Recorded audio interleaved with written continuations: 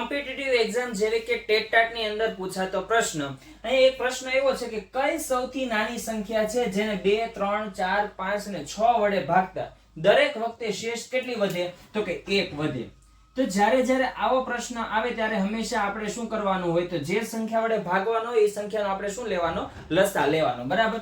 હવે અહીંયા કોનો લસા લેવાનો? 2 3 4 5 ને 6.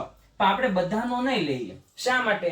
કેમ કે અહીંયા 2 અને આ 3 આ બંનેનો લસા કેટલો થાય? એટલે કે 6. એટલે 6 માં એ સંખ્યા આવી જાય છે. તો આપણે લસા કોનો લેશું? તો કે 4 5 અને 6.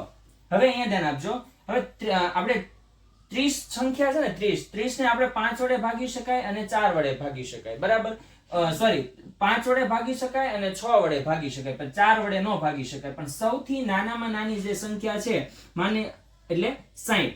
બરાબર. 60 ને તમે જો ભાગવા બેસો ને તો 4 વડે પણ ભાગી શકાય છે, 5 વડે પણ ભાગી શકાય અને 6 વડે પણ ભાગી શકાય. બરાબર. અને બધી વખતે શેષ કેટલી વધવી જોઈએ? 1 વધવી જોઈએ. જ્યારે આવા દાખલા આવે ત્યારે તમારે શું કરવાનું? જે લસા લીધો હોય, બરાબર, કોનો લસા લેવાનો? તો કે લસા કોનો? તો કે આપેલી બધી સંખ્યા એટલે કે 2 3 4 5 અને 6 બધાનો લસા કેટલો આવે છે? તો કે 60 આવે. આ નાનામાં નાની સંખ્યા છે, બરાબર, જેને આ બધી સંખ્યા વડે ભાગી શકાય. પણ હવે શેષ 1 વધવી જોઈએ. તો તમે જે જવાબ આવે, જે લસા, બરાબર, એમાં 1 ઉમેરી દો એટલે જવાબ આવે 61. 61 એવી સંખ્યા છે જેને 2 વડે 3 4 અને 5 6 વડે ભાગો તો શેષ કેટલી વધશે?